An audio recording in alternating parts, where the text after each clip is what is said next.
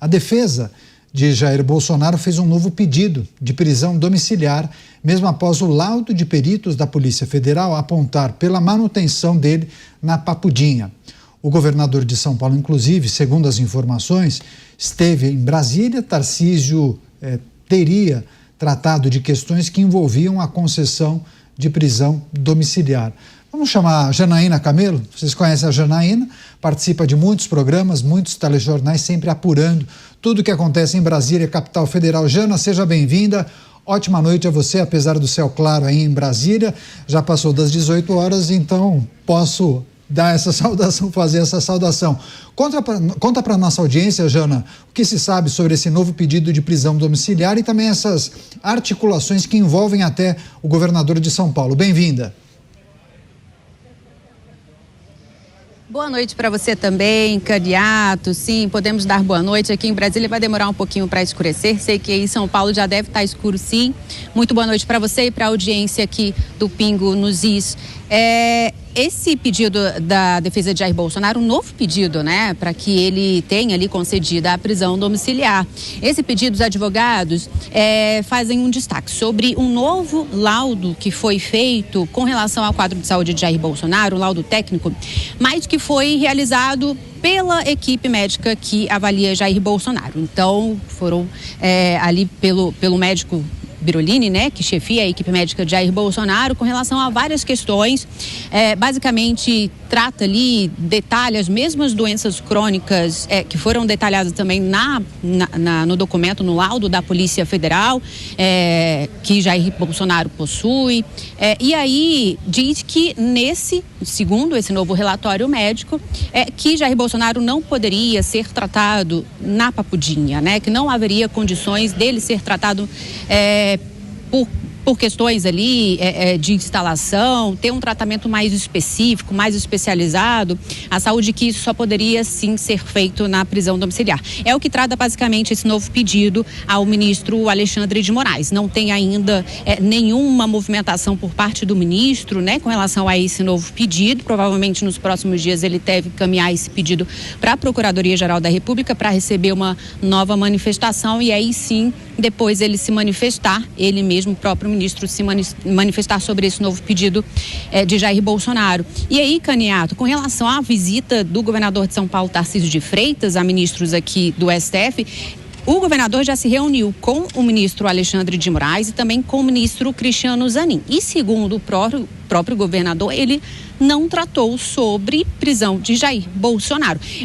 A audiência com o ministro Alexandre de Moraes durou cerca de 30, 40 minutos e, segundo o governador, todas essas reuniões, daqui a um pouquinho ele vai falar com Gilmar Mendes e Dias Toffoli também, foi sobre a renegociação da dívida do estado de São Paulo, porque na próxima sexta-feira, Ganiato, vai começar um julgamento em plenário virtual de uma liminar do ministro André Mendonça, que reconheceu a adesão do estado de São Paulo a essa renegociação. Então, os ministros da corte vão avaliar essa liminar. Então, por isso, o governador, segundo ele, segundo a equipe do governador, por isso que ele veio conversar com os ministros para tentar convencê-los a votar por essa liminar do ministro André Mendonça, viu, Caniato? Então, um novo pedido de prisão domiciliar de Jair Bolsonaro e a gente vai acompanhar para saber qual vai ser a manifestação do ministro Alexandre de Moraes com relação a isso.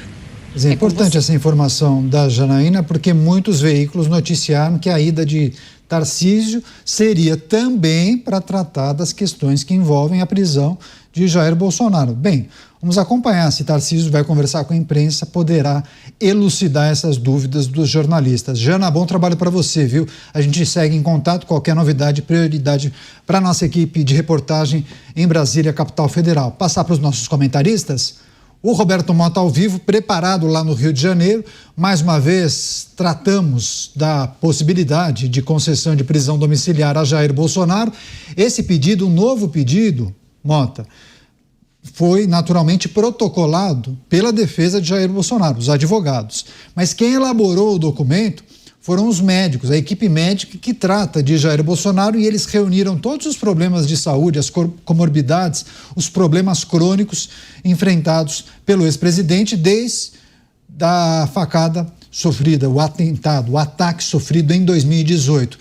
Você acha que a partir de um documento feito pelos médicos, laudos e documentos anexados, isso não pode mudar um pouco a percepção de quem avalia o pedido, Mota? Eu acho que talvez seja um processo de amadurecimento, por que não? Bem-vindo.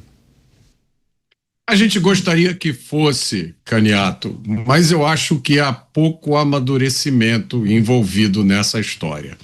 Boa noite a você, boa noite aos meus colegas de bancada e boa noite a você, caro espectador, caro ouvinte que nos dá a honra de entrar na sua casa ou no seu carro. Boa noite para você. É muito difícil entender esse processo. Ele escapa à compreensão do cidadão comum e escapa à compreensão de muitos juristas bons também. A situação de saúde de Jair Bolsonaro não é propriamente um segredo. Ela é conhecida pelo país inteiro há muito tempo. Por que o Estado brasileiro, então, se recusa a conceder a Jair Bolsonaro um benefício que já concedeu a inúmeros outros réus que foram presos por envolvimento em crimes violentos, graves, chefes de facções, sempre tiveram direito a um benefício como esse quando a sua saúde está em risco. Por que esse benefício está sendo negado a Jair Bolsonaro? É inevitável que a maioria das pessoas ache que a razão aqui é política. Não tem nada a ver com o que diz a lei. Uma outra prova disso é o rigor ao qual estão sendo submetidas as visitas a Jair Bolsonaro. Para os outros réus do sistema de justiça criminal brasileiro, não existe essa história de filtrar, de decidir quem pode ou quem não pode visitar alguém que está preso. A rotina no Brasil é que qualquer um pode visitar qualquer pessoa que esteja presa. Basta apenas se adequar aos horários e às regras administrativas. No caso de Jair Bolsonaro, não. É preciso fazer pedidos individuais que são analisados pela mais alta corte do Brasil, uma corte cuja missão essencial é defender a Constituição. Luiz Felipe Dávila, ao vivo também com a gente, vai trazer as reflexões para esse novo pedido de prisão domiciliar. Tratávamos disso no dia de ontem, Dávila, e aí as informações confirmadas pela nossa reportagem em Brasília, um documento feito e produzido pelos médicos que tratam de Jair Bolsonaro, inclusive especificando as várias comorbidades do ex-presidente, que tem enfrentado uma série de internações, muitos exames foram realizados, uma situação muito delicada de saúde desde a facada sofrida em 2018.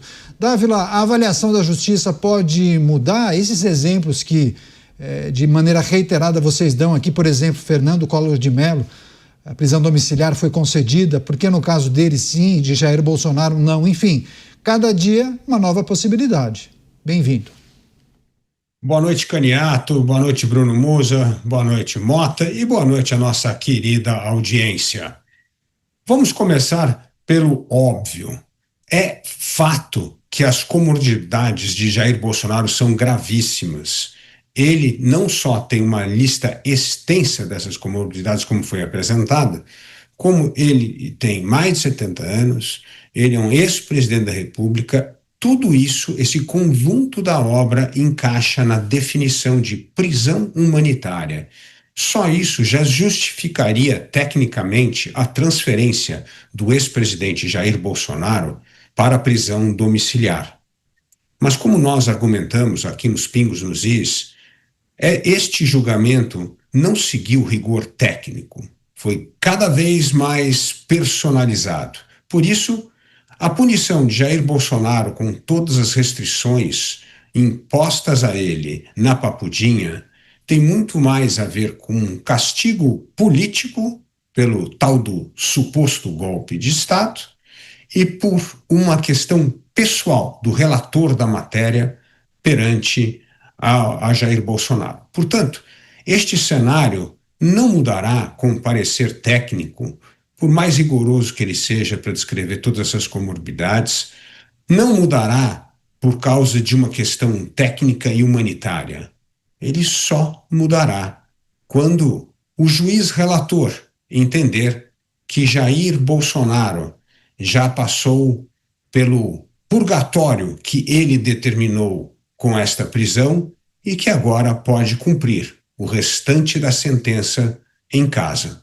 Enquanto isto não acontecer, não há pedido de advogado ou relatório médico que faça mudar a opinião do juiz relator. Pois é, os aspectos políticos poderiam interferir nesse tipo de avaliação. Para muitos, a avaliação deveria ser estritamente técnica. Chamar o Bruno Musa, também está com a gente. Mais uma vez, a possibilidade de concessão de uma prisão domiciliar para Jair Bolsonaro, que enfrenta muitos problemas de saúde. Mesmo assim, vários pedidos foram feitos e foram negados. Talvez dessa vez seria diferente a avaliação do representante da Justiça. Musa, bem-vindo, boa noite. Boa noite, Caniato, boa noite, Dávila, Mota e a todos que nos ouvem em todo o país. Bom, como eu falei ontem, infelizmente a técnica foi deixada de lado, a parte técnica foi deixada de lado. Eu convivo com determinados e um número importante de advogados, juristas, que realmente, deixando de lado a pessoa envolvida no processo, afinal de contas a justiça se trata disso, não é mesmo? Independente da pessoa, o que manda a lei. Infelizmente chegamos num ponto onde a justiça vale para uns e não vale para outro o mesmo ato. E aí você parte de uma insegurança, uma falta de previsibilidade jurídica que acarreta uma diminuição da qualidade de vida de todos os brasileiros por motivos bastante óbvios. E quando a gente fala a respeito disso e tenta responder essa pergunta que você me fez, Caniato, se dessa vez será diferente, talvez nós, em um contexto de rigor jurídico ou a Constituição é levada a sério, nós podemos dar uma resposta onde há uma probabilidade maior disso acontecer. Afinal de contas, na lei está escrito, isso pode, isso não pode. Se isso pode, a probabilidade de que aconteça algo é maior ou menor. A verdade é que, para o atual cenário, a gente não sabe o que pode e o que não pode. Afinal de contas, o que está escrito lá muitas vezes é deixado de lado. Achamos, ou melhor, o judiciário atual encontra maneiras de tergiversar ali aquela verdade, fazer com que um caminho de A a B seja tortuoso e não uma linha reta.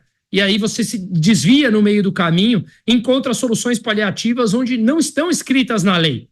Então fica muito claro que Bolsonaro tem problemas hoje em dia na saúde, uma pessoa de mais idade que levou uma facada, passou por algumas cirurgias importantes e nada disso é levado em consideração.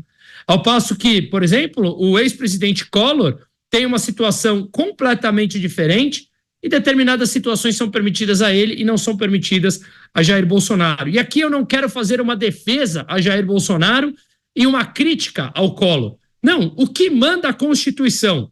Não estamos de acordo com a Constituição, é outro problema. Vamos buscar as formas legais para alterarmos a Constituição e se ganharmos no jogo, ok. Se perdermos e não tivermos o apoio suficiente para a mudança da Constituição, faz parte do jogo. Agora, o grande ponto é, a Constituição fala algo, serve para uma pessoa e não serve para outra.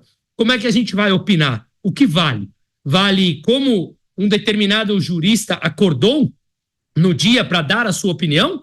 Ou vale quando aparecem novas pressões de outros fatos externos para que o judiciário atue diferente? Então, a resposta mais simples e óbvia é, eu não sei. Afinal de contas, a Constituição foi deixada de lado há um tempo. Pois é, são aspectos interessantes para a gente fazer um exercício aqui, né? Porque também tem muita informação atravessada que não é oficial, que a gente tem que filtrar e interpretar com muita cautela. Mota, você menciona aspectos políticos que poderiam interferir nas avaliações feitas até aqui, nos pedidos para domiciliar, mas também para várias outras coisas, né? As dúvidas sobre a lisura do processo acabam tendo que tipo de consequência em um cenário ampliado? porque a gente tem tratado de tantas coisas, né? Há tantas críticas sendo feitas a figuras e a instituições, fala-se na necessidade de criação de um código de conduta, enfim, é um emaranhado de coisas, de dúvidas, de processos e situações que são pouco transparentes, que eu fico imaginando a dificuldade que o cidadão comum tem em fazer qualquer tipo de julgamento em relação ao que está acontecendo. É aquilo que você costuma falar sobre um cenário de anormalidade, né, Mota? É a erosão completa da credibilidade do Estado, Caniato. Nunca antes na história desse país. É uma história muito atribulada, né, que a gente acompanha sempre com o coração na mão, sempre assustado, porque no Brasil as coisas sempre podem piorar.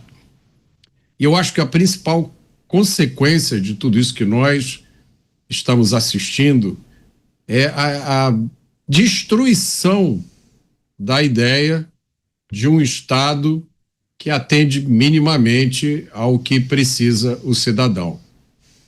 Quando as pessoas ficam com a impressão de que uma das instituições mais importantes do Estado funciona para o seu próprio benefício, para o benefício dela, para o benefício de quem está no Estado, o que resta para o cidadão? A impressão que o cidadão brasileiro tem é que todos os dias o Estado brasileiro chega para a gente e pergunta: deixa eu ver se você aguenta mais um deboche. Deixa eu ver se você tem mais um pouquinho de paciência. Deixa eu ver se eu consigo contar para você uma mentira ainda mais escabrosa do que aquela que eu contei ontem, que você vai aceitar. Diante de tudo que está acontecendo hoje no país, né, todos os dias a gente comenta aqui notícias, cada uma mais inacreditável do que a outra. A gente está diante de um dos maiores líderes políticos da história do país, que primeiro foi tornado inelegível por ter feito uma reunião com embaixadores no mundo, no país, onde autoridades todo dia estão nas notícias com seus nomes ou os nomes de parentes envolvidos em coisas profundamente erradas. Mas Jair Bolsonaro foi tornado inelegível e perdeu seus direitos políticos por ter feito uma reunião que, segundo a decisão das autoridades, afronta a democracia, ameaça o Estado de Direito. Mas o que é o escândalo do INSS? O que é o escândalo do Banco Master se não é uma afronta à democracia e ao Estado de Direito? E aí Bolsonaro foi condenado e preso por ter participado numa tentativa de golpe de Estado que não aconteceu. Mas como é que se chama o fato de que facções do narcotráfico comandam só no Rio de Janeiro mais de 1.500 territórios? Como é que se chama esse fato de que as facções hoje já estão infiltradas em todas as instituições do Brasil? Isso não é tentativa de golpe de Estado? Talvez isso já seja um golpe de Estado em andamento diante dos nossos olhos. Nós temos autoridades no Brasil que precisam ser protegidas 24 horas por dia, porque estão juradas de morte. Então, tudo isso, Caniato, contribui para gerar uma descrença que não vai ter um resultado bom. Eu acho que comete um erro grave o político que acha que a paciência das pessoas, que acha que a tolerância da sociedade vai durar para sempre. Pois é, só para fechar essa discussão, Dávila, a perda de credibilidade das instituições e também dos representantes dos poderes, isso interfere de que maneira no andamento normal de uma nação? E como isso pode capturar ou cooptar completamente um debate eleitoral? Ou seja, ao invés de se falar sobre coisas que também são muito importantes, provavelmente falaremos de outras que acabam, inclusive, não permitindo que a gente fale sobre o dia a dia do brasileiro, né? O que precisa ser melhorado, por exemplo. Caniato, como eu sou o otimista da bancada, eu vejo essa questão sob dois prismas. Primeiro, a degeneração das instituições e a imoralidade pública é fruto de mais de 20 anos de governo populista.